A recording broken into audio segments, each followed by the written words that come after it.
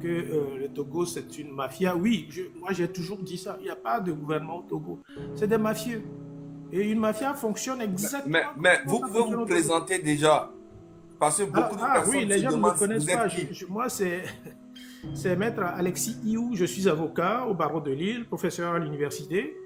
Et je crois que la marraine me connaît bien, puisque nous avons des dossiers ensemble. Et je suis l'avocat de Niamsi Franklin. Voilà. Ah, vous êtes l'avocat de Franklin Franklin Yamsi. Niamsi. Je suis le D'accord. Togolais Ok. qui suit Franklin Niamsi comme avocat. Ok. Voilà.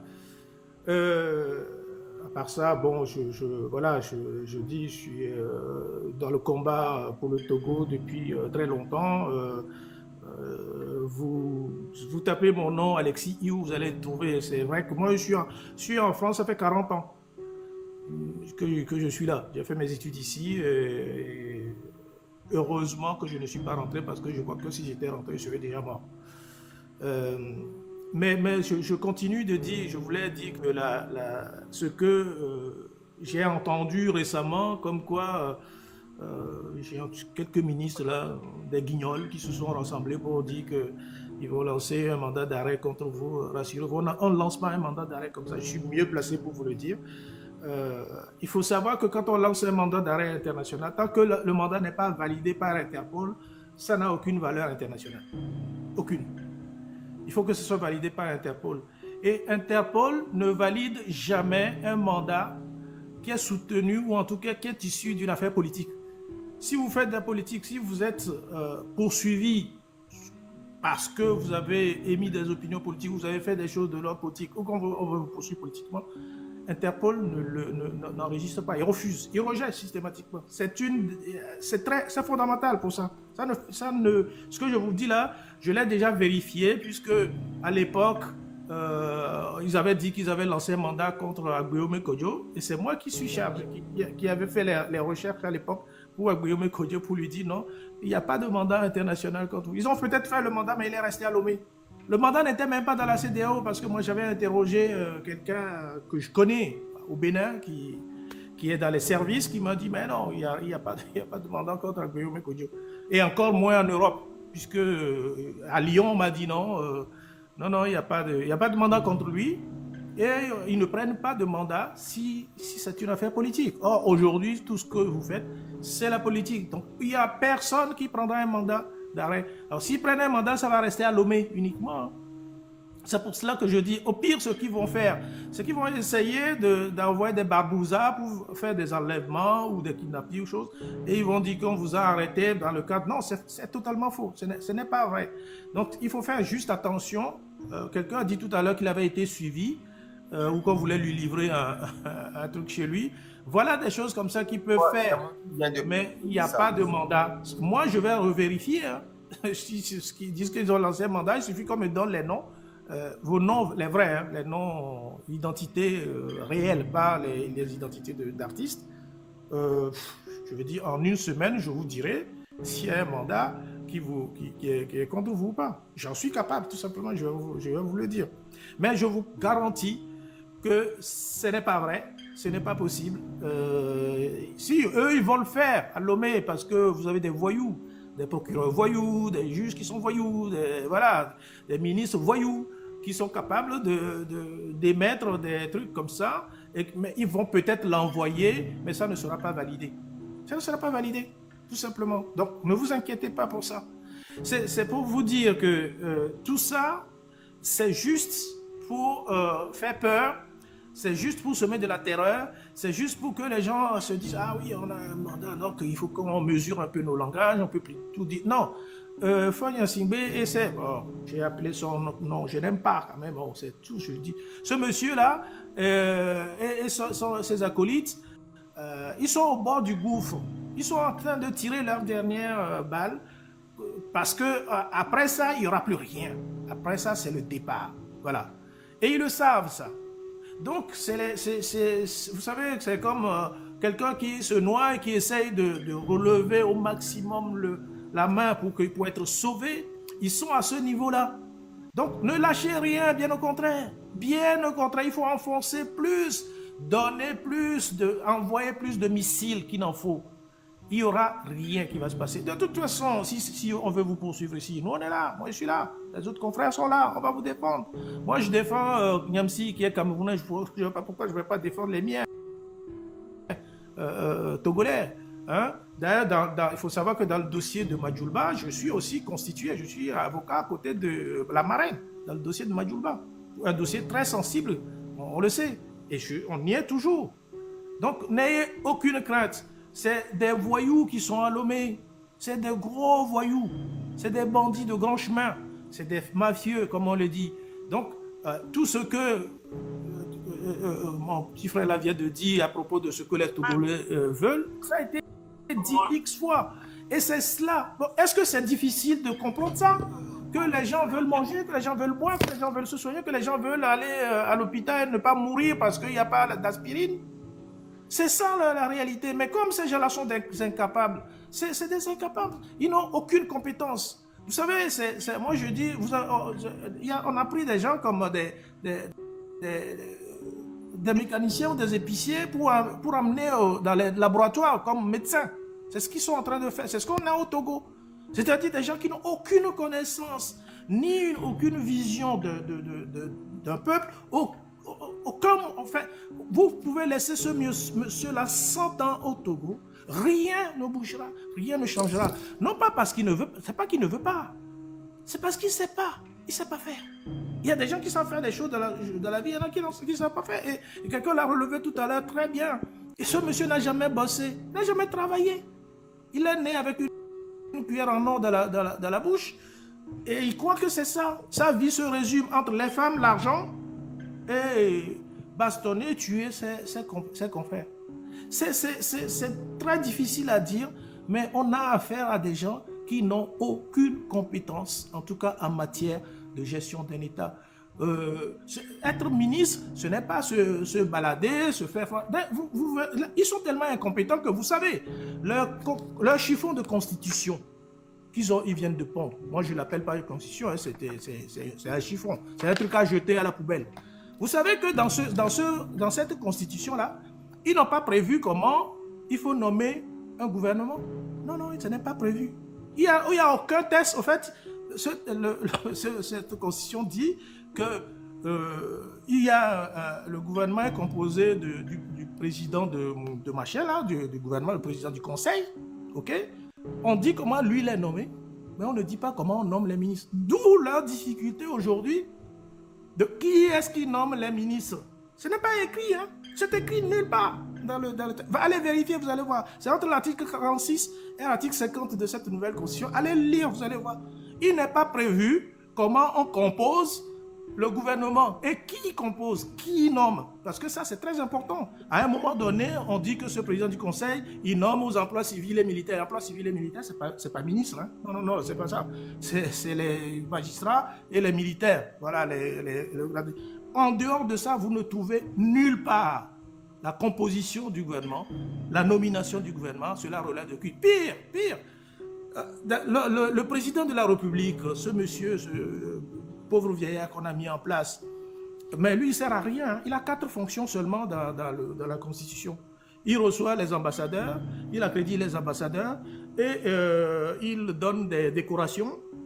Et puis 2 fois par an, il reçoit le président du conseil. Mais attention, pour recevoir le président du conseil, c'est le président du conseil qui compose l'ordre du jour. Vous voyez, vous êtes chef d'entreprise, votre salarié veut venir vous voir, mais c'est lui qui vous amène son ordre du jour. Moi, je viens venir vous voir, mais c'est moi qui vous impose l'ordre du jour. Voilà ce pourquoi moi je viens vous voir. Non, mais vous voyez à quel niveau on est situé et à quel niveau on peut nous traiter à l'international. Si les gens se moquent de nous à l'international, les gars, mais faites main basse, baissez la tête. Parce que c'est nul, c'est d'une nullité pas possible. Que ce soit avant ou maintenant, c'est d'une nullité pas possible. Donc, je veux dire tout simplement ce qu'on est en train de faire là. Il faut continuer. Que ce soit le 16 et le 17, on ne peut plus arrêter de toute façon.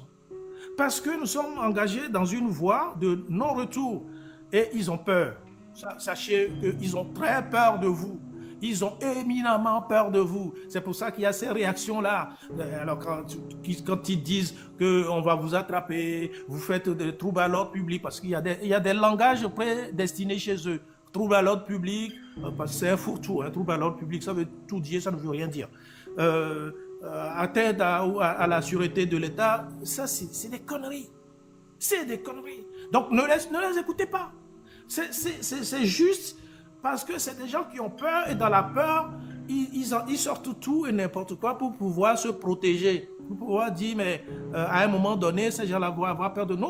Aujourd'hui, en réalité, il n'y a plus personne qui a peur d'eux. Ils se rendent compte qu'il n'y a plus personne qui a peur d'eux. À commencer par nous, par vous, tous. Mais malheureusement, c'est avec ces gens... Vous êtes toujours là. Voilà. Malheureusement, c'est avec ça qu'ils arrêtent tout le monde au Togo. Oui, tout danana, contre l'État. C'est ça. C'est des choses qui ne tiennent pas debout. Alors, rassurez-vous, je crois que mon confrère, Maître Pandé Adjaré Raphaël, est là, il va vous en dire tout à l'heure. Nous préparons des dossiers pour les terreaux là. C'est chez eux, ce n'est pas chez nous. C'est chez eux. Et on va les poursuivre. Parce qu'on a des dossiers et on va constituer les dossiers. On est déjà en train de constituer des dossiers depuis 2005, parce que nous prenons les dossiers depuis 2005. Il n'y a pas de prescription dans ce qu'ils font. C'est des crimes. Donc, il n'y a pas de prescription. Et on va les poursuivre un à un. Tous vont passer. Il n'y a aucun qu'on va laisser passer. Mais je veux dire, ces intimidations-là, mes frères, rassurez-vous, il n'y a rien qui va se passer. Moi, je m'engage à vous certifier que s'il y a un mandat d'arrêt, moi je vais vérifier. Hein. Mais je sais très bien qu'il ne peut pas le diffuser, ça sera à Lomé, peut-être qu'il le trône, mais ça sera à Lomé. Mais je vais vous dire, si ce mandat-là est diffusé à l'international et que ça a été reçu ou pas, je vais vous le dire. Donc, voilà. Je ne vais pas monopoliser la parole. Raphaël est là. Merci pour l'invitation et sachez, je vous le dis, que nous sommes là. Ingeta. Okay. Merci beaucoup, merci beaucoup. Merci beaucoup. On va donner la parole à monsieur Tchale, monsieur Raphaël. Merci beaucoup, Maître Alex. Maître Raphaël. Ne partez pas, Maître Alex, restez. On a encore d'autres questions à vous poser. M66, sachez que M66, voilà. En tout cas, les internationaux, les filles, Kakaso Idjouamea et Dolela Nani et nous soubons les Mondi Bana. Amen, toto pilier autour les mots dominants M66. Merci beaucoup. On donne la parole maintenant à monsieur Raphaël. Ouais, Maître Raphaël, allez-y. Merci beaucoup, vous m'entendez? Oui. Je vous envoie l'invitation de la vidéo et acceptez. Ok. Il était là tout à l'heure. Ok. Il faut juste accepter et enregistrer. J'enregistre, c'est ça? Oui. D'accord. Ben, je vous remercie de l'invitation et je voudrais présenter mes excuses parce que on n'est pas tous au niveau aux mêmes enseignes au fin de la technologie et donc il y a eu un peu de difficulté pour nous connecter, mais nous y sommes arrivés. Alors, je crois que c'est la même difficulté qu'a mon confrère Maître Aïssa du barreau d'Algérie, qui est secrétaire général de la FIDH et qui ne pourrait pas se connecter. Mais néanmoins, mon confrère Alexis et moi, nous allons effectivement lever le doute ou essayer de mettre à néant toute la communication que le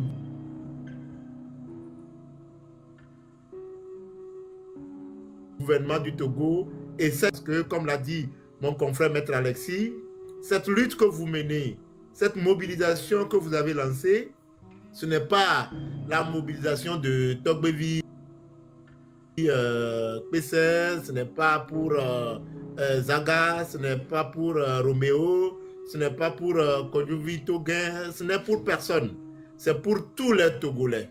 c'est pour tous les Togolais. Vous êtes en train de vous battre pour une nation. Donc, votre victoire est la nôtre et votre combat, c'est notre combat. Eh bien, si on vous fait subir des tracasseries, eh bien, c'est notre tracasserie. Et donc, je pense, et je vais à la suite de Maître Alexis Iou, pour vous dire qu'en fait, ce qu'ils sont en train de faire, c'est des effets d'annonce. Prenez ça tout simplement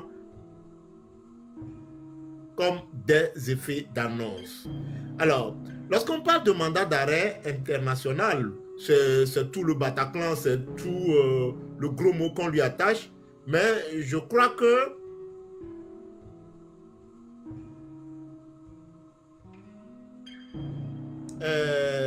le garde des Sceaux, s'il lui reste une petite crédibilité,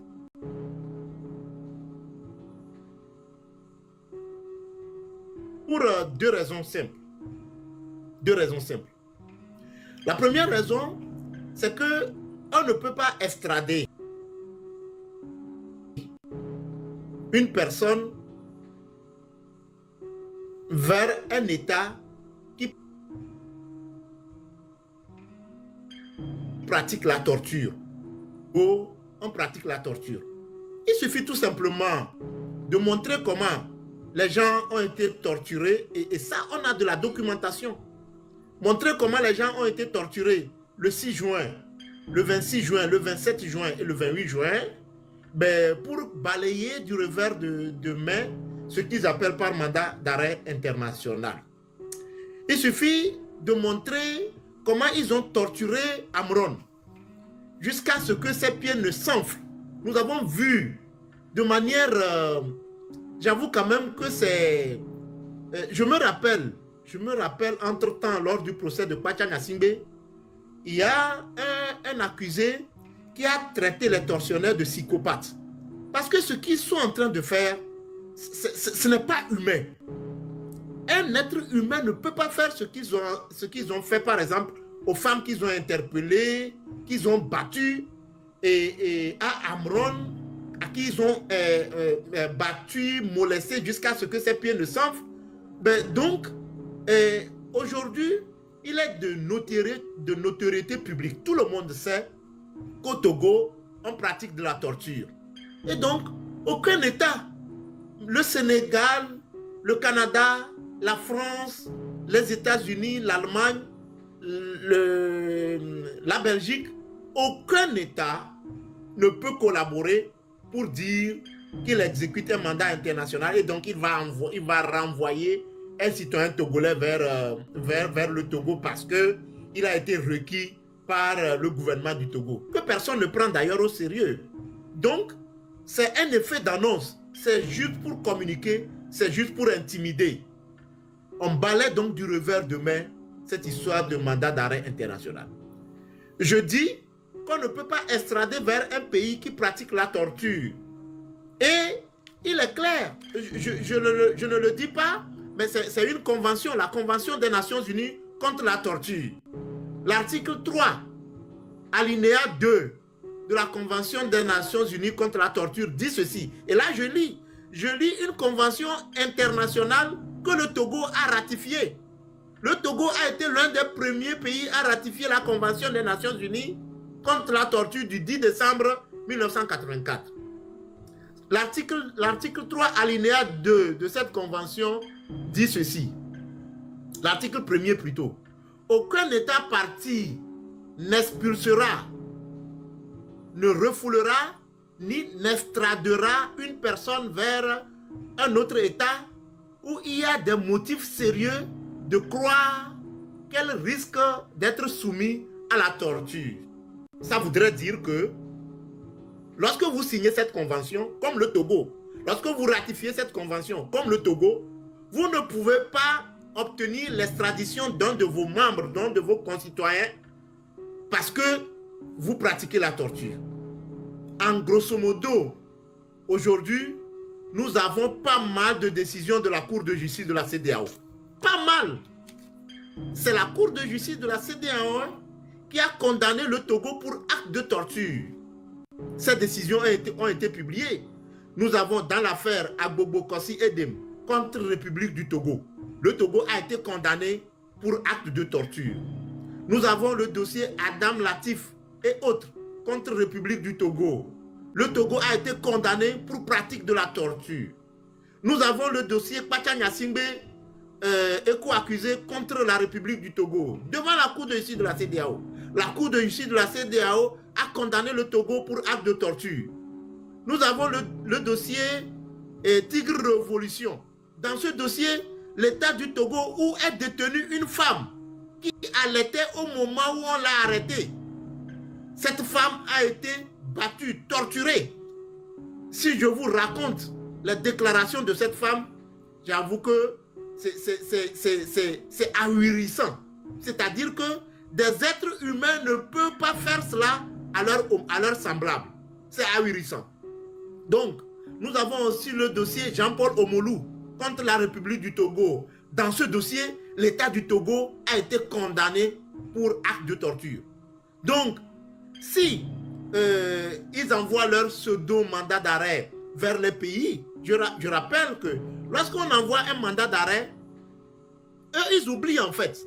Ils ignorent. Ou bien ils se font des illusions. Parce que dans le passé, ils l'ont fait.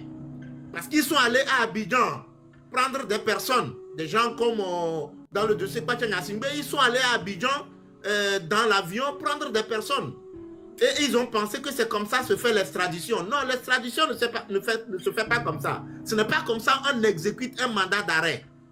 Pour exécuter un mandat d'arrêt, il faut enclencher une procédure judiciaire. Et c'est à la suite de cette procédure judiciaire que l'État requis. C'est-à-dire que, par exemple, si moi je suis en France et l'État du Togo lance un mandat d'arrêt international contre moi, la France va engager une procédure contre moi. Et la France va analyser les faits pour lesquels l'État du Togo me poursuit.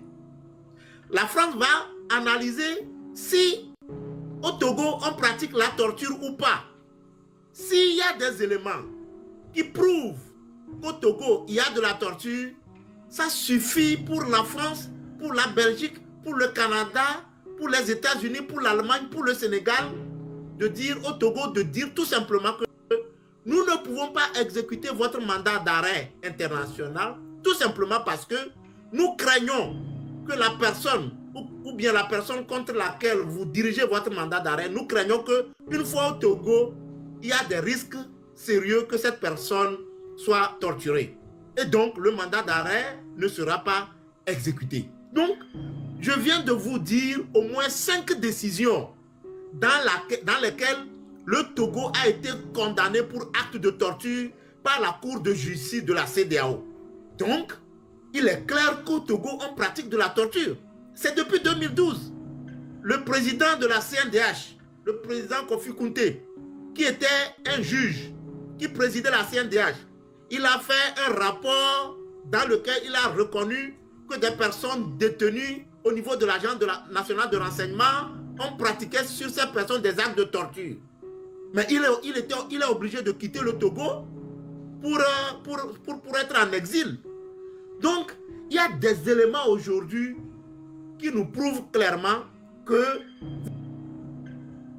vous ne pouvez pas extrader quelqu'un vers un pays où on pratique de la torture. Et au Togo, l'État du Togo, le régime de Faure Gnassingbé a fait de la torture une manière de gouverner, un mode de gouvernance. Donc, il a érigé la torture en méthode de gouvernement. Et donc, on a tellement de décisions pour prouver qu'au Togo, il y a de la torture. On ne peut pas extrader vers un pays qui commet la torture sur ses habitants. Premier élément. Deuxième élément, vous ne pouvez pas extrader pour des motifs politiques. Lorsqu'une personne commet une infraction qui a des connotations politiques, vous ne pouvez pas extrader cette personne. Ce n'est pas possible. Et donc, oui, je vais essayer d'aller un peu plus vite. Et donc, aujourd'hui, vous êtes dans l'exercice d'un droit politique. La liberté d'expression, la liberté de manifestation, la liberté pour le peuple togolais de connaître de l'alternance politique. tout le monde sait que Faure Gnassingbé, c'est quelqu'un qui disait, c'est Abbas Kabwa qui disait que Faure Gnassingbé a capté le tabouret. Il a capté le tabouret après la mort de son papa en 2005. Ce que je dis est d'une gravité. Ce que je dis, je le passe sur un ton grave. Vous voyez quelqu'un qui est devenu président tout simplement parce que son père a été président.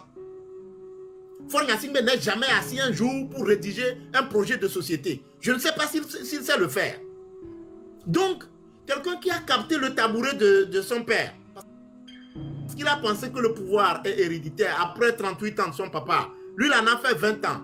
Et après 20 ans, il modifie la constitution pour rester au pouvoir à vie. On élève la voix pour critiquer cette personne. Et ceux qui critiquent cette personne, ceux qui appellent à manifester, ils n'ont pas honte. Ils n'ont quand même pas honte. Et ce qui me, je dirais pas que ça me chagrine, mais ceux qui soutiennent cette initiative, c'est un certain ministre de la Sécurité, Madjoulba, qui au moins lui pouvait quand même dire à ses collègues, si eux ils sont encore dans l'ignorance, que mais ce que vous êtes en train de demander, ce n'est pas possible. Parce que le ministre Madjoulba, il a fait la France. Il a fait plus de 18 ans en tant qu'ambassadeur dans des États démocratiques, dans des pays développés. Et donc, lui, il sait quand même que on ne peut pas venir, on ne vient pas, comme ils vont en Côte d'Ivoire, à Abidjan pour prendre les gens là.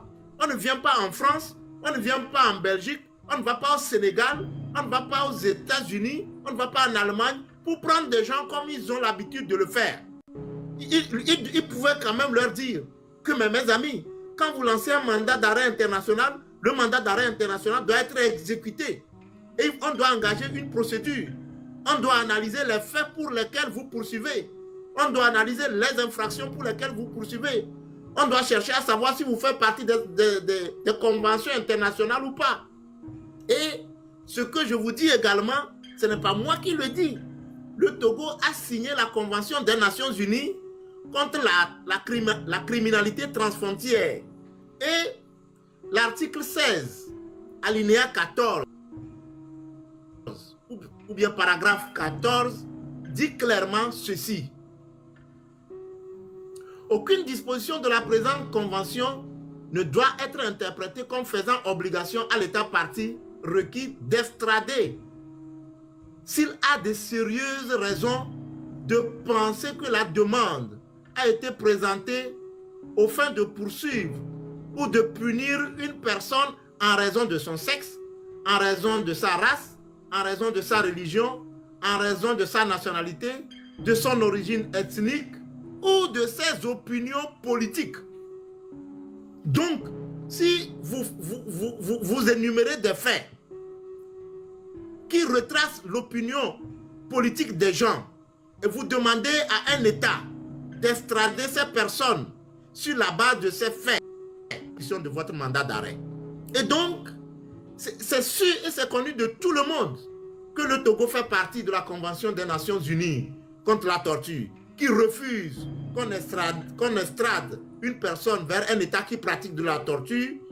La question, le Togo pratique la torture sur ses citoyens, oui ou non? Le régime togolais torture la population, oui ou non? La réponse est oui. Le mandat d'arrêt ne peut pas être exécuté. Les faits qu'on essaie de nous reprocher, si ces faits sont établis, c'est-à-dire le fait d'appeler à des manifestations pacifiques, est-ce que c'est l'exercice d'un droit politique? La réponse est oui.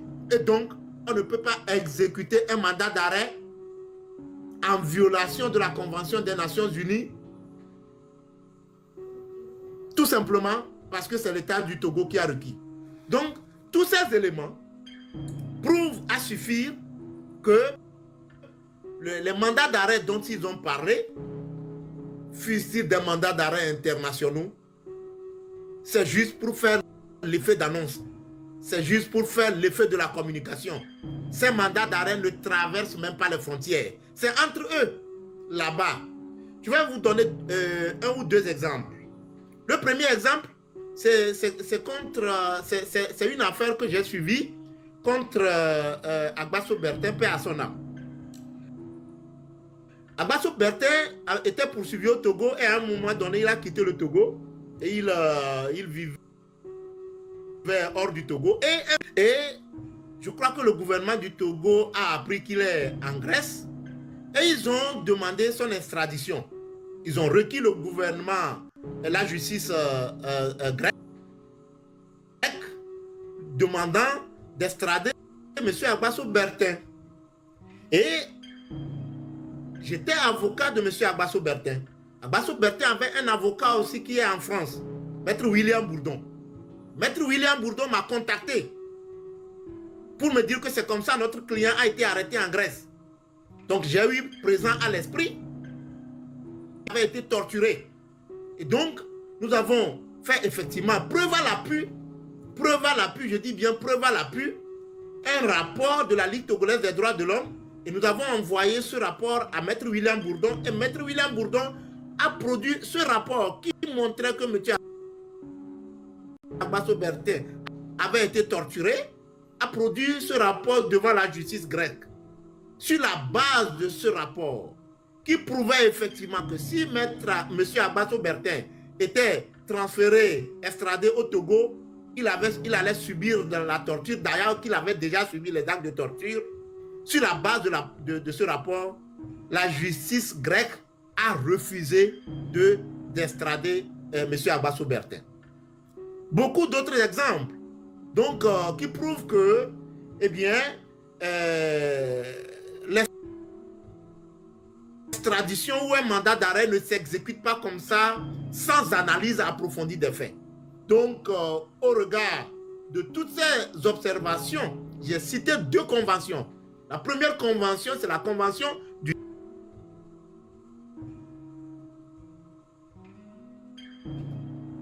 Deuxième élément, la convention des Nations Unies sur la criminalité transfrontalière qui interdit qu'on extrade une personne sur la base de ses opinions politiques.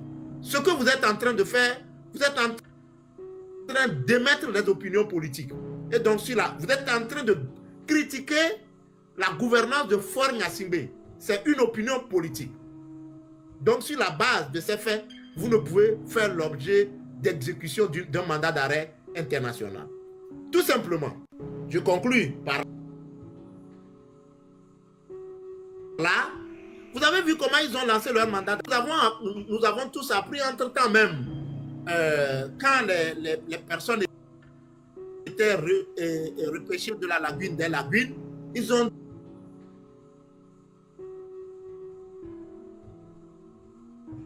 écoutez, ce qui se passe, c'est quand même grave. Et tout de go, on a vu le procureur de la République, Mawama,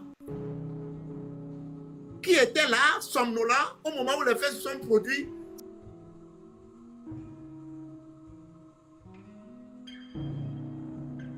C'est lui qui court maintenant pour ouvrir une enquête. Après, on voit le président de la CNDH, Maître Sambé, mon confrère, qui court remettre au président de la CNDH un rapport d'étape sur ce qui s'est passé les 6, 26, 27 et 28 juin. Donc, en fait, c'est pour dire que la justice n'est pas indépendante. La CNDH aussi, qui se dit une commission indépendante, ne l'est pas, pour 2 raisons. Parce que le procureur aurait pu ouvrir l'enquête depuis, mais c'est parce qu'il ne peut pas le faire, parce que c'est après avoir reçu l'injonction de sa hiérarchie qu'il se lève maintenant pour aller ouvrir une enquête. Ce qui voudrait dire que si la justice togolaise a lancé un mandat d'arrêt, des mandats d'arrêt internationaux, c'est parce que cette justice a reçu des injonctions. C'est parce que cette justice a reçu des ordres. C'est pourquoi elle a lancé des mandats d'arrêt internationaux. Mieux, ce que nous avons vu le 6, ce que nous avons vu le 26, le 27 et le 28, eux, ils ne l'ont pas vu. Le procureur n'a pas vu les miliciens qui sont armés de fusils qui se sont déplacés à bord de véhicules qui sortaient de l'ancien siège du parti du RPT, qui est ici, je crois, quelque part à Forever. Le procureur de la République n'a pas vu les miliciens. J'ai entendu le colonel Madjoulba, ou bien le ministre de la Sécurité Madjoulba, ou le ministre, je crois c'est Tchakpe ou bien Tchakpe, dire qu'ils n'ont pas vu de miliciens dans les rues de Lomé. Le moment vient, le moment sera... on documente tout ça. On documente tout ça.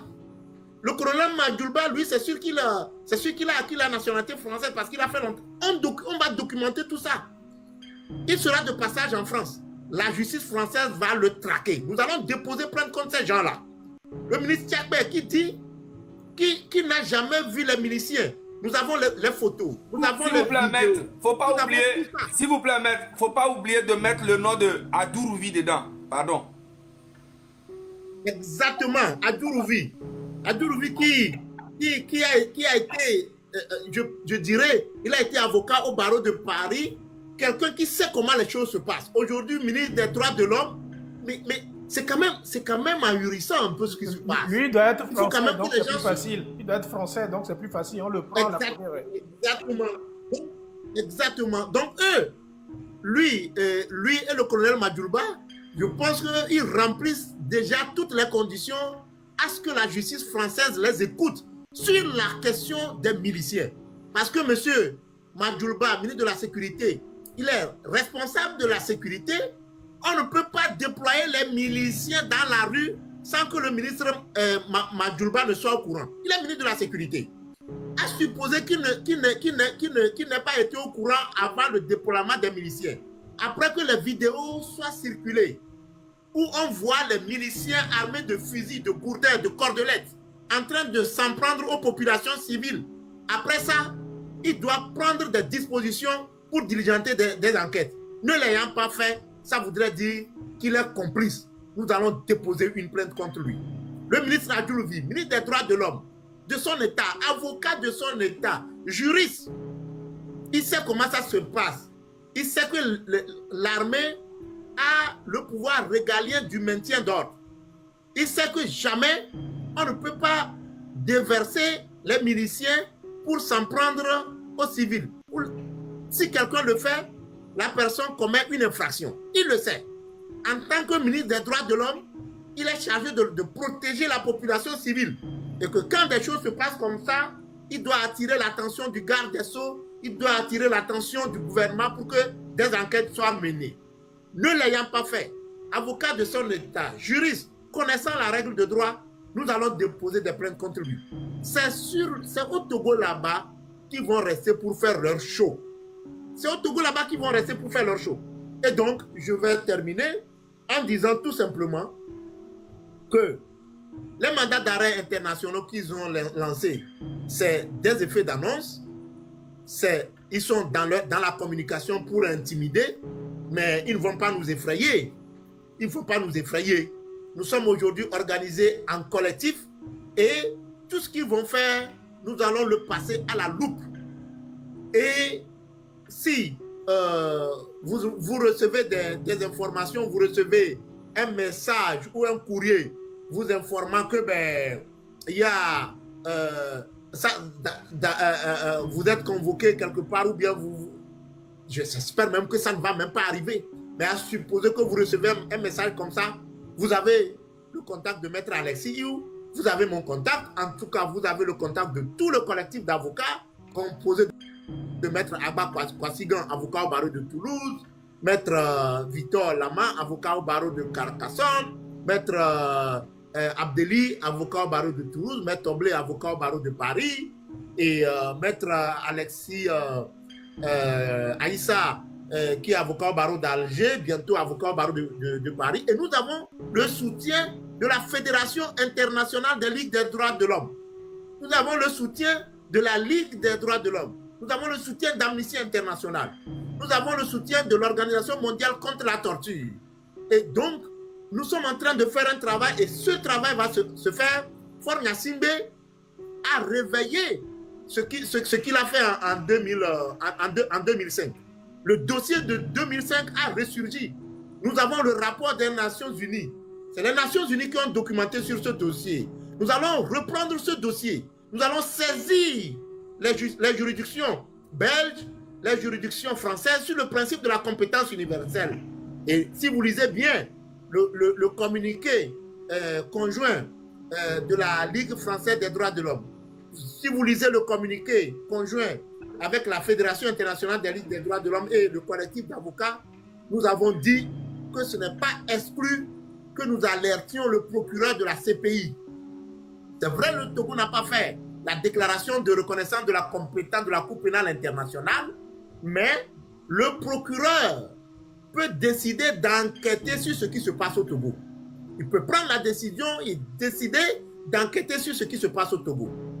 Parce que ce qui se passe au Togo est grave. Je vais terminer par là. Quand nous avons des corps qui sont repêchés dès la ville, mais c'est faux. C'est faux. Il y a une vidéo que moi j'ai suivie, que j'ai interprétée. C'est le reportage fait par une journaliste de, je crois, TV5 Monde. Le monsieur a témoigné que son petit frère a été arrêté par les forces de sécurité au cours de, bon, sur les lieux, et ils l'ont mis dans sa voiture et ils ont commencé par le tabasser. Et ils l'ont amené au commissariat ou à la gendarmerie à Antigua, de toutes les manières dans une cellule. Le lendemain, on retrouve l'enfant mort dans une lagune. On repêche le corps de l'enfant dans une lagune. Comment ça s'est passé? On arrête quelqu'un, on l'amène dans un commissariat et le lendemain, on trouve le corps dans une lagune. Mais comment ça s'est passé? L'information qui nous est parvenue, c'est que, mais effectivement, ils ont cette manière de torturer les gens dans les locaux du commissariat. Ils les torturent et quand mort s'ensuit,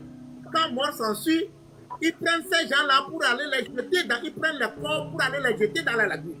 C'est comme ça, c'est ça le mode opératoire. Mais ça, c'est grave. On ne peut pas se taire là-dessus. Et donc, moi, je crois que c'est des éléments que nous sommes en train de documenter. Et je termine en disant, leur mandat d'arrêt internationaux, c'est le fait d'annonce. S'ils sont garçons là, ils n'ont qu'à commettre les avocats. Ils ont des avocats. L'État togolais a des avocats. Ils n'ont qu'à les commettre. Ils n'ont qu'à envoyer leur mandat. La procédure sera engagée soit à Bruxelles, à Paris, soit au Canada, soit au Sénégal. Nous irons, nous allons faire ce combat.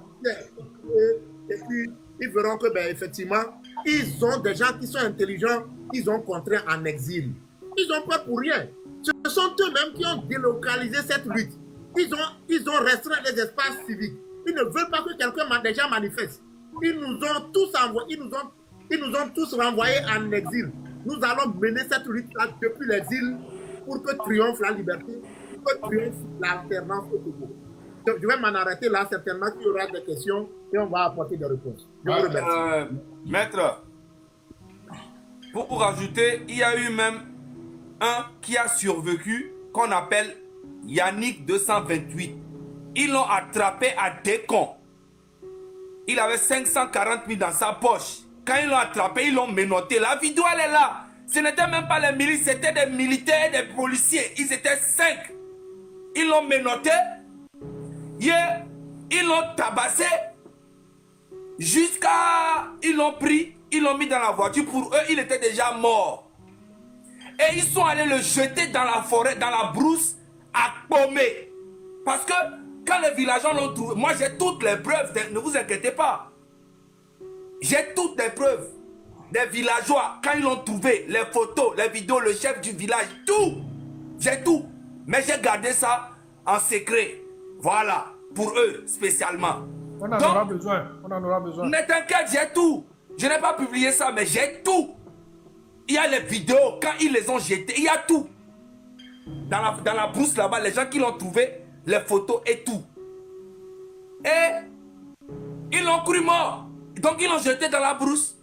Et quand les gens du village l'ont vu, ils ont pensé que c'est un voleur, peut-être qu'on a arrêté, puis qu'on a frappé, qu'ils sont... Alors qu'il n'y a pas eu de manifestation à Pomé là-bas. Tu vois? Donc pour eux, c'était un voleur. Mais c'est après qu'ils ont vu que non, le gars, il n'est pas mort. Mais sauf que Abikeo et Tadine Koudou et Tine quelqu'un et mon vieux kudo a l'idée vieux deux mais parce que c'est normal et on les tourne tu au couteau on se va dans le gbemea yo no fun kaka et nous ke ça mais kaka nous bakea gars et la vie que là va tu mais le gars là je vous dis que à me tiagbe kaka va témoigner nous que les gens nous ko wokia ye munye de ka mi doit me si va me tonner que yo tout nous kudoa que au témoignage d'arrêt caméra mi mettre en sécurité. Si nous, les simples citoyens lambda, nous sommes au courant des barbares qui sont en train de faire là-bas au Togo, c'est pas le ministre Talis Matulba qui va nous dire que il fait exprès. Toi-même, ton grand frère, oh oui, il est bureau, mais on sauve maintenant. Amérique, clairement. Comme par hasard, tu es allé, on t'a récompensé avec le ministre de la Sécurité. Alors que toi-même, tu as vécu ici en France. Tu connais ce qui est droit de... Tu as été maire adjoint dans ma ville, Evry Koukourone. Hein? Tu as profité du social d'ici pendant tes études. Tu as galéré ici. Nous, on était petits, mais on te connaissait. On te voyait, on entendait. On connaît des gens qui te connaissent. On sait qu'on connaît ton passé. Tu es un bon parleur. C'est pour ça que Fonya Singbe t'a pris à côté. On connaît ton histoire ici en France, frérot. Mais toi-même, tu as vécu ici, tu as profité de tout ça. Tu vas dans ton propre pays. Et en plus, tu es ministre des droits de l'homme. Et tu viens faire des vidéos avec ta tête là, on dirait ventilateur là. Tu nous dis des conneries. Vous voyez, ça veut dire que, né à Mobénia, on les voté les filles. Mais c'est le même comportement que beaucoup de citoyens togolais ont ici. Quand ils sont en Europe ici, ils font des travaux ici, ils gagnent leur argent. Et quand on veut faire un combat, ils disent que non, le Togo ça va bien. Mais quand tu leur dis le boulot que vous faites ici, il y a ça aussi au Togo, allez faire ça là-bas, ils ne veulent pas. Ils restent ici juste pour aller en vacances. Quand ils arrivent à l'aéroport, on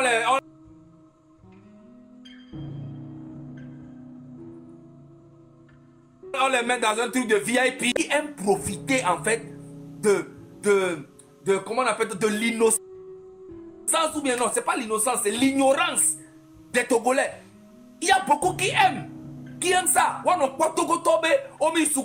Ils ne sont pas éduqués, on peut profiter d'eux, on peut le faire travailler pendant toute la journée, on lui donne 1000 francs, il va rien dire. C'est ça que Fonya Singbe aime.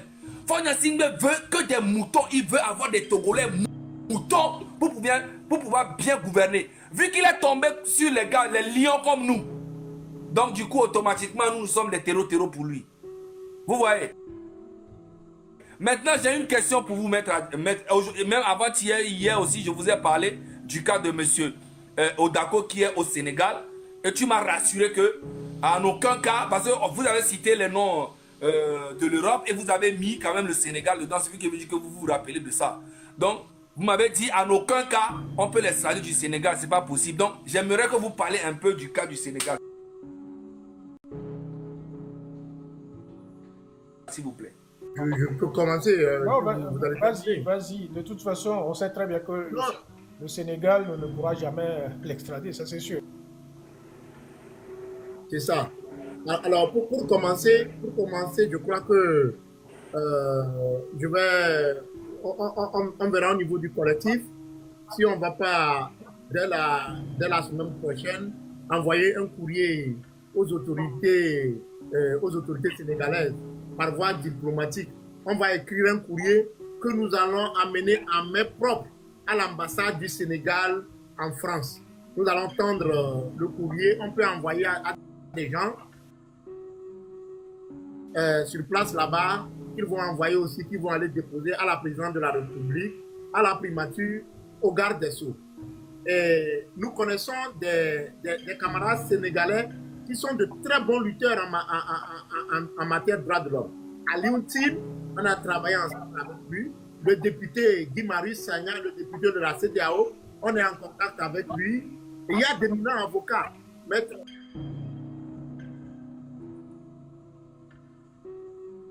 Maître Ndiaye, qui a été ancien président de la Ligue sénégalaise, un peu en matière de démocratie avec les dernières élections, la décision de la Cour constitutionnelle qui a enjoint le président Macky Sall à l'époque d'organiser les élections dans le délai constitutionnel. Nous pensons que le Sénégal ne peut pas se soumettre aux désidérata et des autorités togolaises pour exécuter un pseudo-mandat d'arrêt international. De toutes les manières, le Sénégal fait partie de toutes les conventions, les 2 conventions que je venais de citer, qui disent qu'on ne peut pas extrader parce qu'il y a un risque de torture.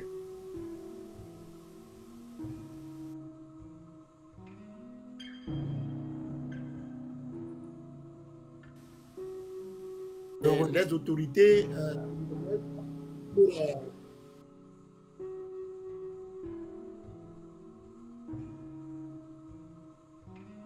gouvernement togolais à travers la voix du ministre Majulba, de Adjurouvi et de Tiapé, qui aujourd'hui sont ce qu'on met de vous. Ils n'ont qu'à aller poser la question à certaines personnes qui ont été plus zélées qu'eux. Plus zélées qu'eux. Je dis bien plus zélées qu'eux. Je vais vous donner un seul exemple. Ceux qui ont mis Faure Gnassingbé au pouvoir en 2005, si certains sont vivants, ils n'ont qu'à aller leur poser la question. Moi, j'ai défendu le colonel, le général Hassani Tidjani. J'ai défendu Hassani Tidjani. Et chaque fois quand j'allais chez Hassani Tidjani, paix à son âme, il me posait une question. Il dit, mais Maître Adjaré, mais Faure va vraiment nous juger? Il me posait cette question. Il dit, Faure va vraiment nous juger? Avec ce qu'on lui a fait en 2005, il va vraiment nous juger? C'est nous qui l'avons porté là où il est. Il va nous juger. Donc, avis au colonel, au ministre Majulba, avis au ministre Adjurouvi, avis au ministre Tiakpe, qui sont aujourd'hui les plus zélés. Et, ben, ils n'ont qu'à demander. C'est vrai qu'aujourd'hui, le ministre Pascal Bodiona est retourné. Il n'a qu'à demander. Il y en a plus zélés qu'eux. Ils ont été abîmés par la dictature. Katanga. Donc, ils n'ont qu'à continuer.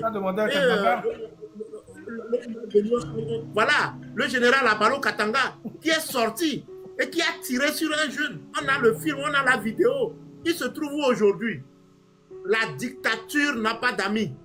La dictature, là, la dictature n'a pas d'amis.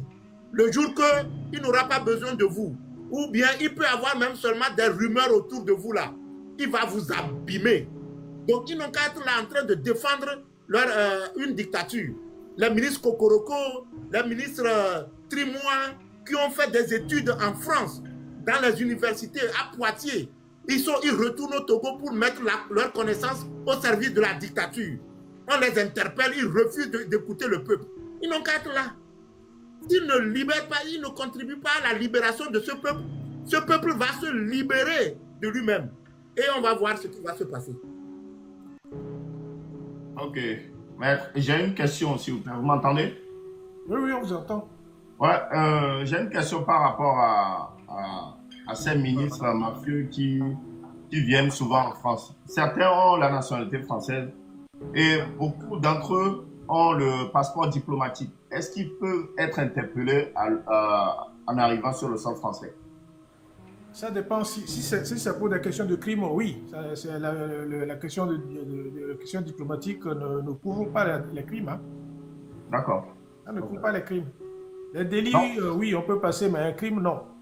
Donc, ce qu'ils font au Togo, ce qu'ils cautionnent au Togo, c'est considéré comme... Oui, bah, vous savez, alors, je vais vous dire, il y a certains pays comme la France, comme les États-Unis,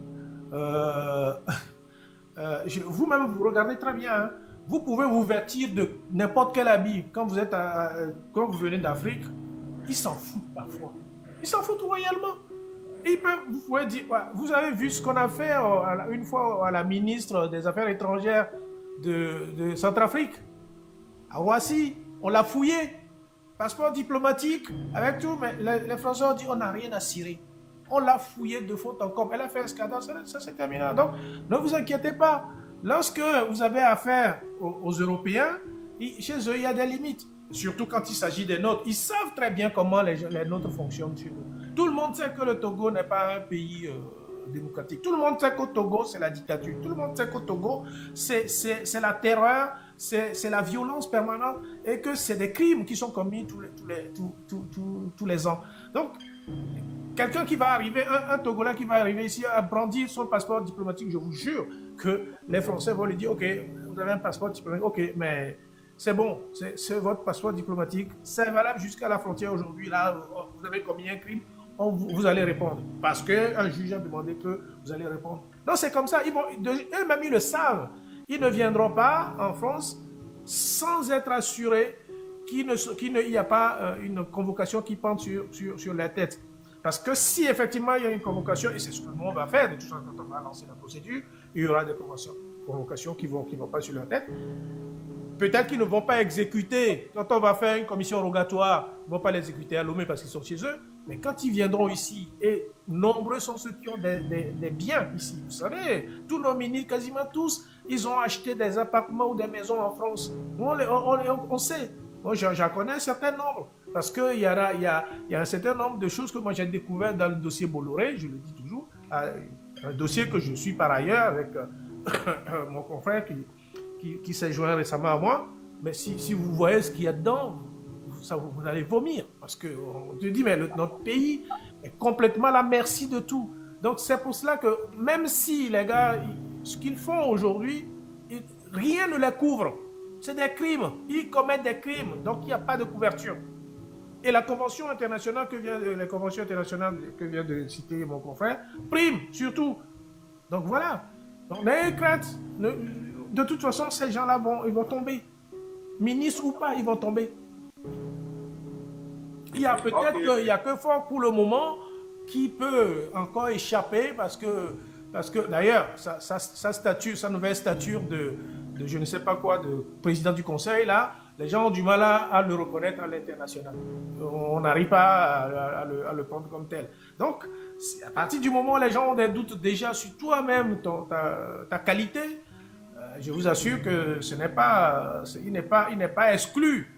Il n'est pas exclu que lui-même soit inquiété un jour à un endroit. Que ce soit en France, peut-être pas, parce que les Français, pour le moment, lui font encore allégeance, mais les États-Unis ou dans certains pays, ce n'est pas exclu. Donc, c'est des gens qui sont sur le fil. Et ça, ils le savent qu'ils sont sur le fil. Ils sont raides sur le fil. Mais nous, on va les enfoncer. Maître Alex, est-ce que vous pensez qu'il est encore soutenu par la France Oui, et le Togo, en fait, l'armée togolaise, tout ça. Oui. Alors, il n'a pas... En fait, la France soutenue, c'est quelque chose. Ils ne l'ont pas lâché, je veux dire. Ils ne l'ont pas lâché. Parce que moi, je connais très bien mon pays, la France. S'ils lâchent quelqu'un, vous voyez par exemple Déby, le fils Déby au Tchad, ils l'ont lâché, celui-là. Ils l'ont lâché totalement. Mais lui, ils ne l'ont pas lâché. Pourquoi? Parce que il sert encore quelques... il sert voilà, c'est le mauvais bougre. Hein. Ce type-là, c'est le mauvais bougre. C'est-à-dire qu'on se sert de lui encore parce qu'on a besoin de lui pour un certain temps. Les Occidentaux voulant encercler l'AES et faire un certain nombre de choses, ils ont encore besoin de certains points d'appui, dont chez lui. C'est pour cela qu'il comment la France peut soutenir un gars comme Faure Gnassingbé ou bien ne pas le lâcher dans tout ce qu'il fait? C'est ça que je ne comprends pas aussi dans la politique de Macron, en fait. Malheureusement, c'est ça. Au fait, ce n'est pas les Français. C'est le système, c'est les politiques français qui le font. Vous avez écouté la réponse du ministre des Affaires étrangères de la France quand le député LFI lui a posé la question sur le Togo. Il a dit une phrase qui est caractéristique de la France. Il a dit qu'ils ont pris acte du changement de la constitution au Togo. Il n'a pas dit ça, nous avons appris avec amertume et nous condamnons le fait qu'il y ait eu changement. Non, il dit on a pris acte de cela. Ça veut dire qu'ils sont eux-mêmes, ils sont dedans. Ils sont d'accord que ça se passe comme ça. La France, c'est ça. La France, c'est un pays, c'est faux cul, hein, c'est un pays de faux cul. Ça, il faut le savoir. Je dis, ça fait 40 ans que je vis avec ces gens-là. Ces gens-là sont faux cul. Par contre, ce qui va arriver, c'est que si on prend notre courage à deux mains et qu'ils sentent que ça va vaciller, ils vont le chasser, ils vont nous aider à le chasser.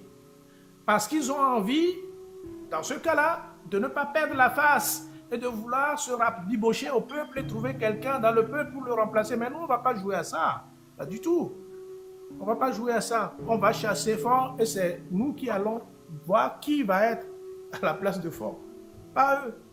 Mais aujourd'hui, ils ne l'ont pas lâché. Moi, je vous le garantis, ils n'ont pas lâché. Mais c'est vraiment malheureux. Il y a encore les militaires, les conseillers français, tout ça, hein, qui font des allers-retours entre l'ambassade et l'OME2 hein, chez Fort. Hein. Ils sont là. Et vous comprenez pourquoi le peuple et la jeunesse africaine aujourd'hui se révoltent contre la France. Oui. Alors que c'est le gouvernement français qui fout la merde avec les dictateurs là-bas. Un truc qui est aussi simple à régler. Mais coupez le pont avec les dictateurs. Si vous voyez les Africains, la jeunesse africaine se lève pour aller prendre la mer, risquer leur vie pour venir ici. Et même des fois, ils arrivent ici, n'ont même pas de papier. Qui galèrent, mais préfèrent galérer, mourir ici que de vivre chez eux. Mais c'est à cause de cette politique où la France, le gouvernement français, collabore avec les dictateurs qui ne font rien pour le pays. Oui. Moi-même qui suis ici en France aujourd'hui, si mon pays, le Togo, allait bien, qu'est-ce que je vais venir faire ici? C'est beaucoup plus profond que ça. C'est malheureux, tout ça, ça me donne la colère. Oui. Je ne comprends pas.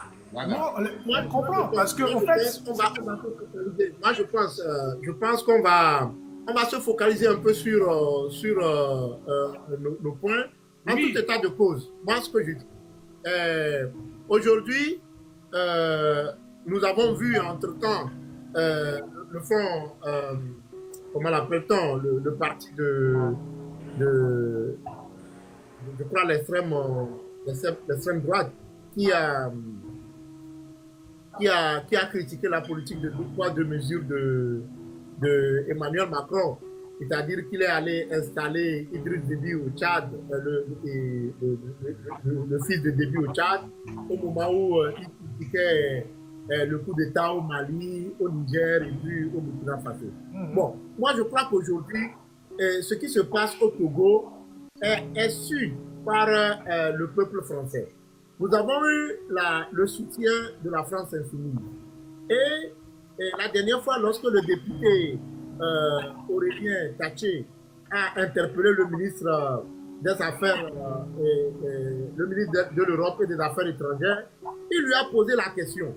Mais est-ce que la coopération militaire permet à la France, aux généraux français, d'aller former les tortionnaires au Togo pour torturer la population? Il lui a posé la question avant de lui demander, avant que le communiqué a demandé clairement de rompre la coopération militaire avec voilà. Nous avons le soutien, je crois qu'il y a eu un message aujourd'hui du Parti communiste français. Nous avons aussi nous avons eu aussi le communiqué du Parti socialiste. Et donc tout ça montre que quelque part le peuple français prend en fait cause pour le Togo, quelle que soit effectivement la politique que mène Emmanuel Macron. Je vais terminer en disant, le peuple français a toujours été avec le peuple français, oui, a été toujours avec. Il y a un noyau, Exactement. Et avant Sarkozy, l'autre chose, il y a un noyau qui est l'ancien noyau de Foccart, qui existe toujours, ce noyau-là. Il est composé de beaucoup de gens qui sont corses. Regardez très bien dans nos pays, ces gens-là sont là. Ils ont fait des investissements dans nos pays. Et c'est eux qui protègent. Ce n'est pas la France, ce n'est pas la France profonde, ce n'est pas le français profond, ce n'est pas tous les partis politiques, au contraire. Je te coupe pas. Moi, ma conclusion, c'est ceci. Je voudrais conclure sur cette page. Moi, je pense qu'on conclut en disant ceci. Au Burkina Faso, la France était derrière Blaise Compaoré jusqu'au jour même où il a chuté. La France était derrière Blaise Compaoré jusqu'à ce qu'il ne chute.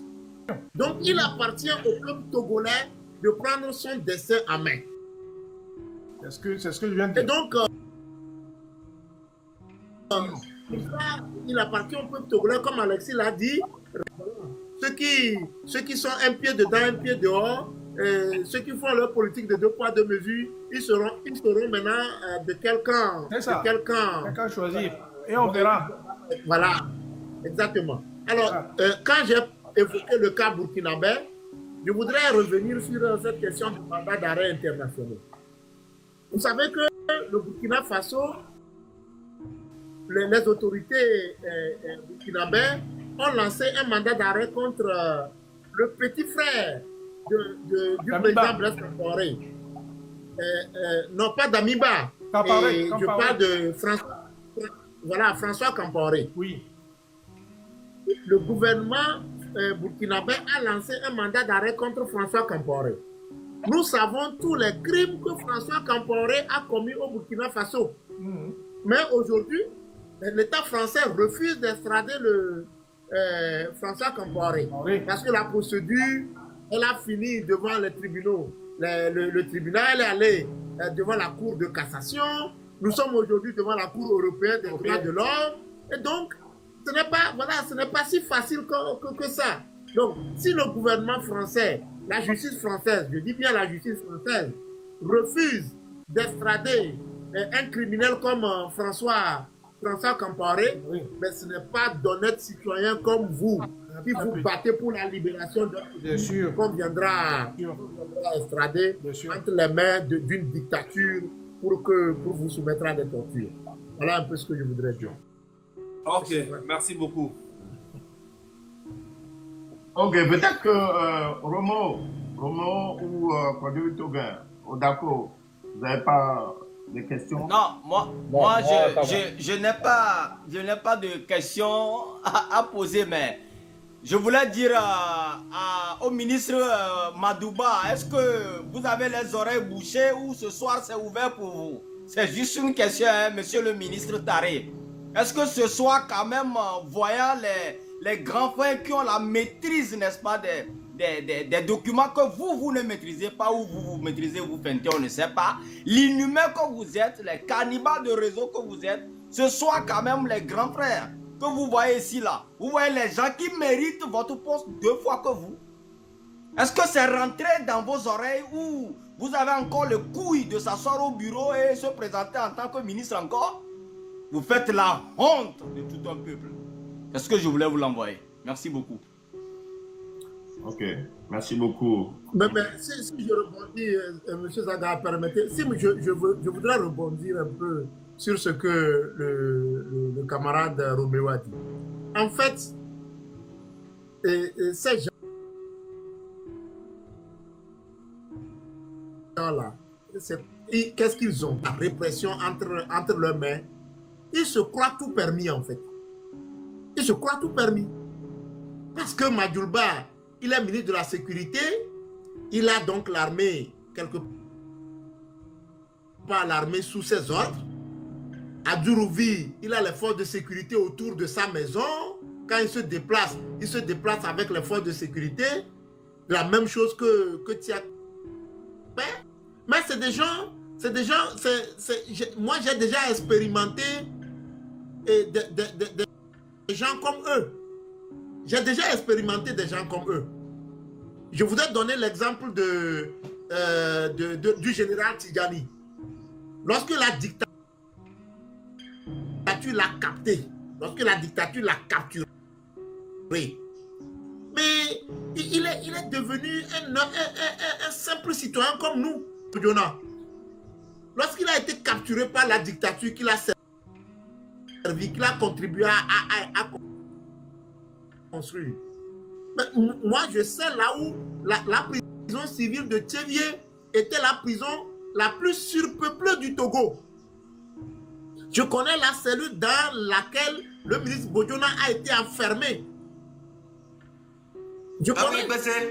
Donc c'est des gens que quand le pouvoir de la répression leur échappe, en fait, ils deviennent rien. Ils deviennent rien. C'est quand ils ont le pouvoir de la... Non, mais vous savez, le temps est le maître. Seul le temps est le maître. Mais ce qui est surprenant,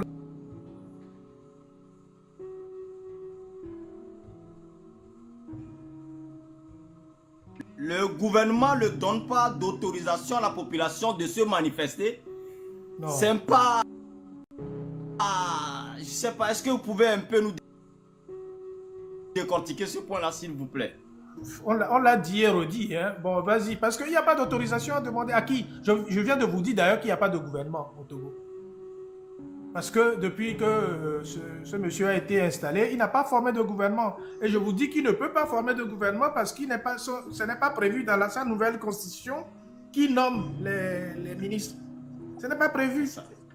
Et on va lui demander une autorisation. Pourquoi faire?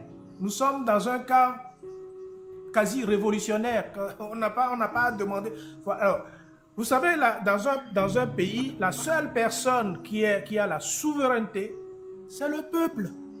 C'est le peuple. Donc, c'est le peuple qui décide du jour au lendemain en disant, bon, moi, j'en ai fini avec toi. Mais si pour le faire, il n'a pas besoin de ton autorisation. Hein. Quand on a fait la révolution en 1789 en France, personne n'a pas demandé l'autorisation au roi. Hein. On est parti, on l'a pris, on lui a coupé la tête. Bon, je ne dis pas qu'on veut ça au Togo. Mais c'est ça, c'est le peuple qui décide. Quand le peuple décide massivement de dire « moi je ne veux plus ça, moi je ne veux plus ça », mais il n'y a pas de... Qui est-ce qui les a installés après, bon, à part maintenant qu'ils ont fraudé surtout, mais qui est-ce qui les installe? C'est le peuple. Le siège, le siège du président de la République appartient au peuple. Ça n'appartient à personne d'autre qu'au peuple. C'est le peuple qui décide qui il met là. Donc si le peuple n'est plus content et qu'il veut te virer, il ne va pas te demander l'autorisation. Hein. Et c'est le cas. Il faut se le dire que c'est comme ça. C'est nous qui les avons mis là. Et si on ne veut plus de vous, eh mais on vous le dit, on n'a pas besoin de venir vous demander l'autorisation, de dire est-ce que vous pouvez accepter qu'on vous... Ça n'existe pas, les gars. Oh, d'accord, je l'ai pas vu. Puisque c'est le français, c'est ce français toxique qui dit souvent que la manifestation n'est pas légale. Que la manifestation... Alors, ça c'est toujours leur langage. Alors, s'ils sont capables de dire ça, de dire, mais il faut qu'on soit dans la légalité, il faut qu'eux-mêmes respectent déjà leurs propres lois qu'ils ont mis en place. Oh, ils ne respectent rien. Celui qui ne respecte rien vient vous dire, mais il faut respecter les lois. Mais c'est comme vous dites à un enfant, allez, ça, il faut pas faire ça, et vous êtes le premier à faire ce qui vous lui interdisez. Il va vous dire, mais... C'est ce que le taré Gilbert Bawara était venu dire à la chaîne la fois dernière, que les manifestations ne sont pas autorisées par le gouvernement, dont la population n'a pas le droit de se manifester en fait. Ouais, là, le jour où ce monsieur saura reconnaître sa main gauche de sa main droite, lui on peut parler. Merci. En fait, ce que moi je voudrais dire à cette question, si vous permettez, moi je voudrais dire une seule chose. Aujourd'hui, M. Faure Gnassingbé et son gouvernement se sont rendus coupables d'un crime imprescriptible. D'un crime imprescriptible. Parce que l'article 150 de notre Constitution, la Constitution du 14 octobre 1992, dit que lorsque, comme modifie la Constitution, comme ils l'ont fait, cela constitue un crime. Ce qu'on appelle un crime imprescriptible, un renversement de régime constitutionnel. C'est un renversement de régime constitutionnel. Parce que l'Assemblée nationale qui a modifié la Constitution était déjà en fin de mandat. Donc l'Assemblée nationale n'avait pas le mandat pour modifier la Constitution. Ça, c'est un. De deux, si on veut modifier la Constitution du 14 octobre, disait à son article 59, alinéa 2, que pour modifier le mode d'élection du président de la République, il faut le faire par voie référendaire. Il faut faire le référendum. Mais eux, ils ne sont pas allés au référendum. Donc, ils ont violé la Constitution. C'est un coup de force. Et donc, c'est un renversement du régime constitutionnel.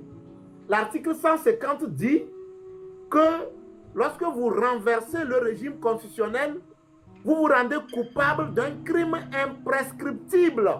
Donc, Faure Gnassingbé et son gouvernement, les membres de l'Assemblée nationale qui ont fait ce qu'ils ont fait, se sont rendus coupables d'un crime imprescriptible. Maintenant, qu'est-ce que l'alinéa 2 de cet article dit? L'alinéa 2 de cet article dit, en cas de coup d'État ou de coup de force, pour tout Togolais, désobéir, excusez-moi, Ouais. Désobéir. pour tout Togolais, désobéir et s'organiser pour faire échec à l'autorité illégitime constitue le plus sacré des droits et le plus impératif des devoirs. Désobéir et s'organiser pour faire échec à l'autorité illégitime constitue le plus sacré des droits et le plus impératif des devoirs. Ça voudrait dire quoi?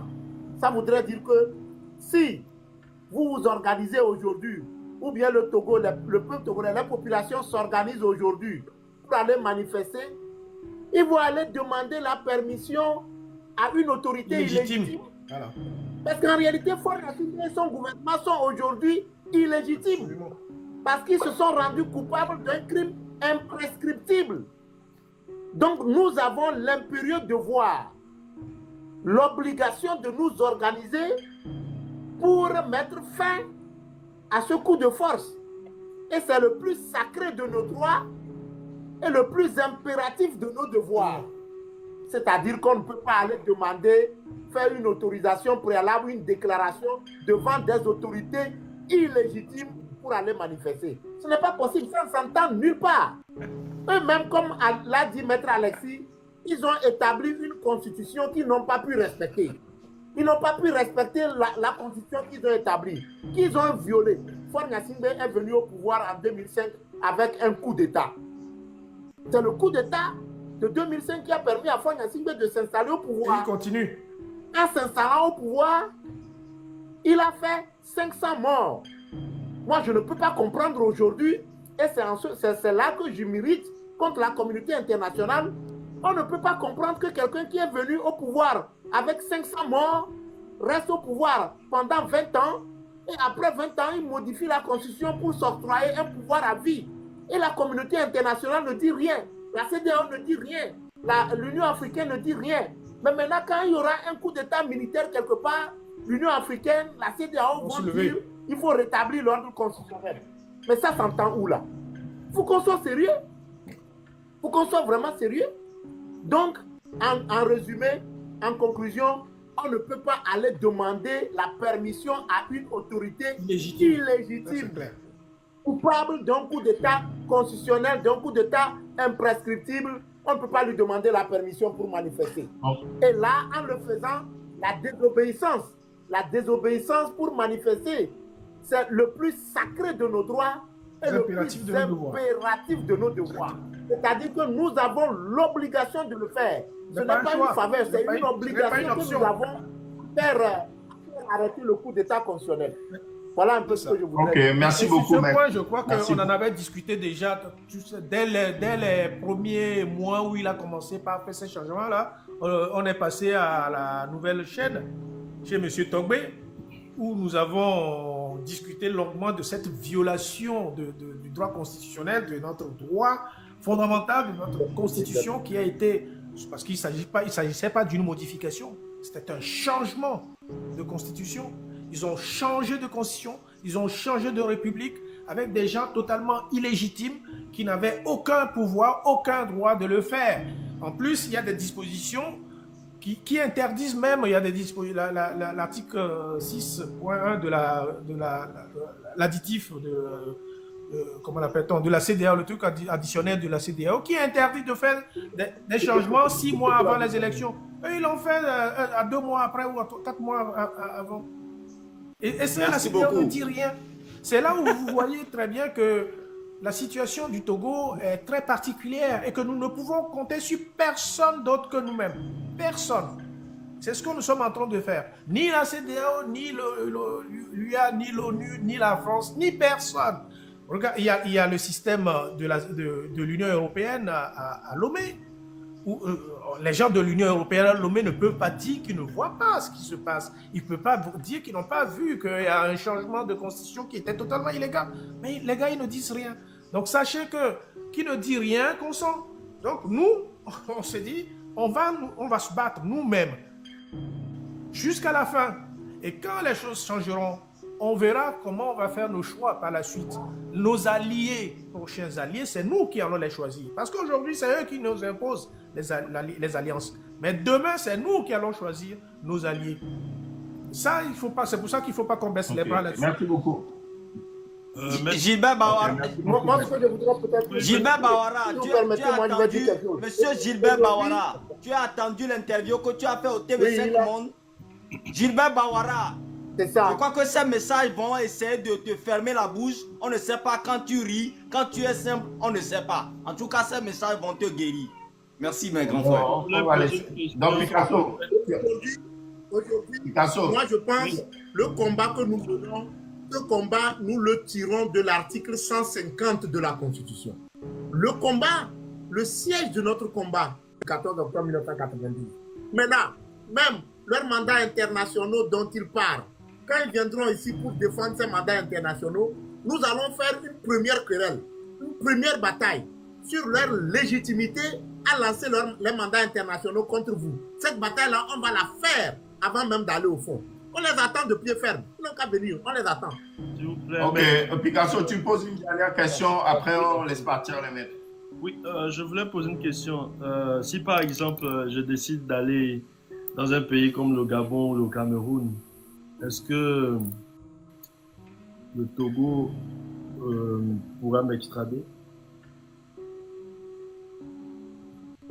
Effectivement, je vais répondre à la question et puis mon confrère, voilà, excuse-moi. Effectivement, il y a des pays dans lesquels il faut peut-être éviter d'aller. Ça, il faut qu'on soit peut-être sincère. Parce que avec ces pays, c'est des pays aussi qui ne sont pas trop démocratiques et dans lesquels ils peuvent faire ce qu'on appelle une remise de police à police. C'est-à-dire que par exemple, la police gabonaise met la main sur une personne contre laquelle il y a eu un mandat d'arrêt international, eh bien, il n'y a aucune procédure judiciaire. On ne vérifie même pas pour voir est-ce qu'au Togo il y a la torture. Il ne vérifie même pas pour voir est-ce que vous êtes recherché pour des questions de punition. Mais tout simplement, puisqu'il y a une coopération bilatérale entre eux, ils se font des allégeances parce qu'ils sont tous un syndicat de chefs d'État, eh bien, ils font une procédure de police à police et effectivement, la police togolaise peut venir vous chercher sans faire une procédure. Vous voyez? Donc, c'est pourquoi il faut éviter d'aller dans certains pays qui ne sont pas des pays démocratiques. Il faut éviter. Congo, pareil. Il faut éviter Congo, voilà, le Congo, c'est... Au Congo, Fort Gnassingbé, c'est lui, hein. Fort Gnassingbé, il va au Congo comme chez Denis Sassou Nguesso, comme dans sa maison. Et si j'ai la nationalité gabonaise, par exemple? Même si vous avez la nationalité gabonaise, Donc, même si vous avez la nationalité gabonaise, c'est pas prudent. C'est pas prudent parce que normalement, le droit international interdit l'extradition des nationaux. C'est-à-dire, si moi je suis gabonais ou bien si je suis togolais ou si je suis français, si on veut me juger, si le Togo vient demander au Gabon je veux que vous m'envoyez telle personne, dès lors que tu as la nationalité gabonaise, normalement le Gabon ne doit pas t'extrader. Jamais. Mais on ne sait jamais parce que ce n'est pas des pays démocratiques. Vous voyez? Ce n'est pas des pays démocratiques. C'est des pays amis qui font leur amitié au détriment des peuples, au détriment des droits humains, au détriment même de la dignité des conventions internationales. Ils n'appliquent pas le droit. Donc, ils n'appliquent pas le droit. Ils sont comme chez nous. Ok, je pense que la réponse est claire. Merci beaucoup, maître. Merci beaucoup. Je pense que on va se concerter et vous inviter au moins une fois par semaine pour sensibiliser les gens comme nous, comme le peuple. Voilà, au moins, voilà, on se sent un peu plus en confiance. Et je pense que le peuple aussi, voilà, maintenant sortez massivement. Vous n'avez pas besoin, ou on n'a pas besoin d'autorisation pour aller manifester. Donc voilà. Merci beaucoup, maître. Bonne soirée à tout le monde. Oui, merci beaucoup. Merci beaucoup. Bonne soirée, bon courage. Vous n'êtes pas seul. Sachez que tout le peuple togolais est derrière vous. Il n'y a qu'une seule minorité. Il n'y a qu'une seule minorité qui a des privilèges, qui veut conserver ces privilèges contre vents et marées. Mais ce combat, nous le menons en tant que des humains. Mais il y a l'œil invisible de la providence qui nous voit. Un matin, tout est fini et nous tous, nous aurons cette possibilité de rentrer chez nous parce que le Togo, c'est notre patrimoine commun. Et je sais que nos ancêtres qui ont lutté, qui ont versé leur sang pour que le Togo accède à la souveraineté, ils ne peuvent pas laisser faire indéfiniment. Le mal de nos ancêtres ne les laissera pas faire indéfiniment. Un matin, ce pouvoir leur tombera et ils n'auront que leurs yeux pour pleurer. Merci, au revoir. En tout cas, je pense que ce soir, on a pris... on a appris... Fuck. Monsieur le ministre, fuck. Oh. Attention au compte, hein. Attention au compte. Attention au compte, les gars. Je dois la boire ça, je te jure. Ouais, attention au compte TikTok, des fois. Bon, moi, je vais... C'est monsieur, comment vous l'appelez, Madouba? C'est le ministre Madouba, hein? Ah, Madouba à Kokolo. Bon, monsieur Madouba à Kokolo, mettez-moi sur le grand écran. Monsieur Madouba, la grenouille. Monsieur Madouba, la grenouille.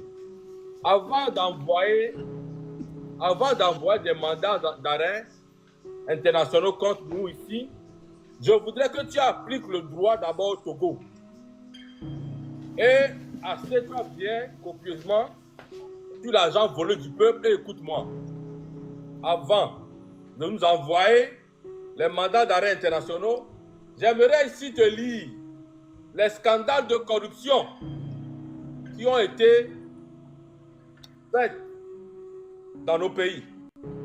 Et avant d'envoyer le mandat, sois conscient et envoie d'abord les mandats d'arrêt locaux ou nationaux pour arrêter ces gens-là.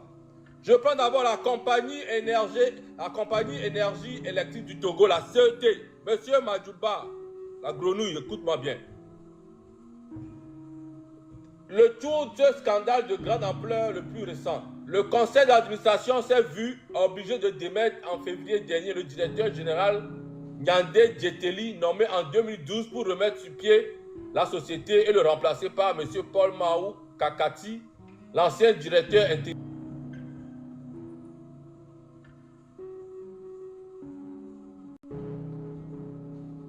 Au fond du groupe, à cause de la gestion opaque et de la gabegie ostentatoire. Les pertes techniques et commerciales sont évaluées à 20 milliards de francs CFA. Les emprunts s'élèvent à plus de 65 milliards de francs CFA. L'État mauvais payeur doit à la CET. Écoutez, hein, l'État, notre État, l'État, le gouvernement, l'État mauvais payeur doit à la CET une ardoise de 16,1 milliards. 16,1 milliards. Vous comprenez ça? D'abord, la société a eu des pertes de 20 milliards de francs CFA. Les emprunts de cette société qui est la CET s'élèvent à 65 milliards de francs CFA et le gouvernement doit une facture de 16 milliards. Le pillage, détournement sont passés par là. Donc voilà un pays où la CET 16 milliards de francs CFA à la CET. Le directeur a été remplacé. Il n'y a pas eu de poursuite judiciaire. Personne n'a été arrêté. Les gens ont volé l'argent. Monsieur Madouba, à Pokpolo, tu ne fais pas de mandat d'arrêt nationaux pour ces gens-là. Ils sont là librement avec l'argent volé du peuple. Et vous venez de surcroît encore augmenter les factures des pauvres citoyens du Togo, sans punir même les auteurs qui ont fait sombrer cette société. Et tu viens gaillardement, con monsieur, on me dit que toi tu as étudié vraiment en Europe. Il faut que ces universités où tu as étudié doivent te démettre, doivent enlever tes diplômes là. Tu n'es pas digne d'avoir un diplôme d'un État français. Tu n'es pas digne d'avoir un diplôme d'un pays comme la France. Et de l'industrie, la BTCI, cette banque commerciale a été l'objet d'un pillage à ciel ouvert. Carrément en couple réglé, elle a été la vache laitière de beaucoup des premiers responsables, membres du conseil d'administration et autres cadres qui s'en mis plein les poches. C'est une véritable mafia qui a pris en otage la banque saignée à blanc.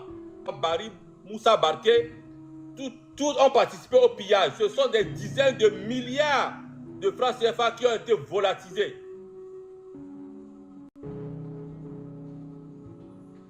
Et personne n'a été aussi arrêté. Des dizaines de milliards volés à la BTCI. Même chose, je ne vais pas tout lire, c'est beaucoup. Le fonds d'entretien routier. Le fonds d'entretien routier. Des milliards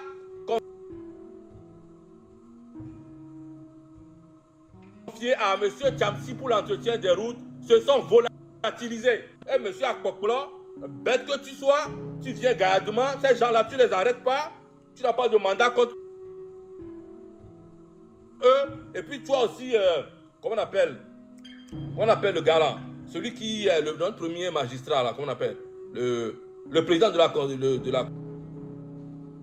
cour, quoi, constitution, Nyameni Yarema là. Et mais que ADJ, Kojo ADJ.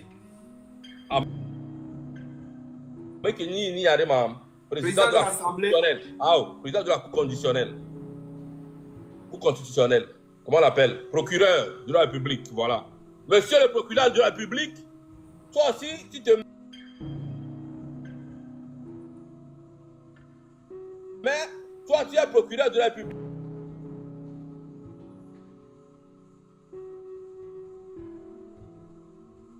Vous n'avez pas honte. Voilà, tous ces gens-là que je cite sont en train de se promener à Lomé avec des milliards volés dans le pays. Personne ne demande de compte à personne. Et vous êtes là, gaillardement avec vos chemises un peu froissées, malgré vos milliards. Et vous êtes là, dites que vous voulez arrêter. Nous, les gens qui dénonçons tout ça, on vous attend de pied ferme. Monsieur Kodjo Mena, l'ancien ambassadeur du Togo aux Nations Unies, a été en temps gardé à vue dans une affaire de détournement de 500 millions de francs CFA pour la rénovation et la représentation diplôme de notre pays aux États-Unis. Même si on n'arrête personne, vous ne faites rien.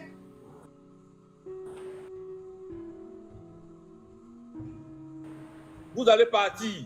Les gars, tout le monde doit sortir le 16 et le 17, on vous le dit. Vous voyez ça? Et puis on dit, oh, ben, c'est le moment de se lever et de revendiquer vos droits, les gars. Vous avez vu, on a fait, les maîtres sont venus ici vous parler. Le problème du Togo, personne ne viendra nous aider. Seul le peuple peut libérer ce pays. Le 16 et le 17, on veut que tout le monde se mette debout. Les étudiants, vous avez écouté tout ce que les avocats ont dit ici.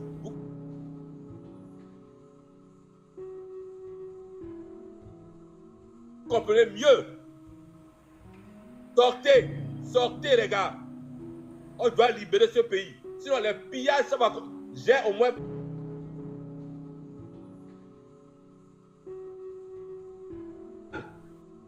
On a juste l'hôpital Chitoko est encore dans cet état avec tous ces scandales de milliards.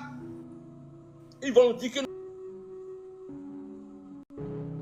n'ont pas d'argent pour qu'on ait des hôpitaux, pour qu'on ait des ambulances. C'est grave. Des écoles. Des écoles, c'est grave. C'est très grave. Et tous ces gens, personne n'a été arrêté. Hein? Personne n'a été arrêté. Personne n'est sorti, les gars. On doit les faire sortir de ce pays. On doit les fesser fort. Fort Kudo à DJ. Je vous donne, je vous promets. On va vous fesser, colonne de la paix arrêt. Milado.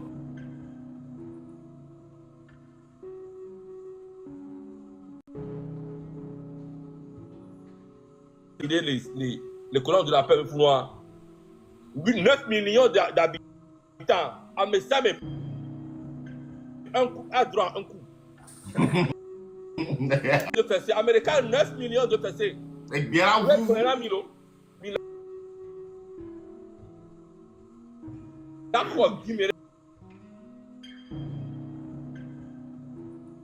Les colons de la paix.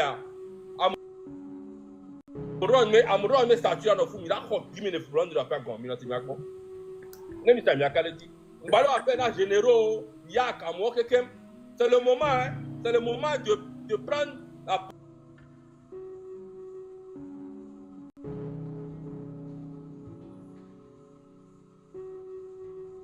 même les anciens ministres, tous les barons de ce mouvement dictatorial, c'est le moment. C'est le moment. C'est 9 millions de fessés. Il a dominé plusieurs civils de Founou. Surtout, procureur de la République. Oh, Koso Sonanya Barabarana Mo, Aon Barabara.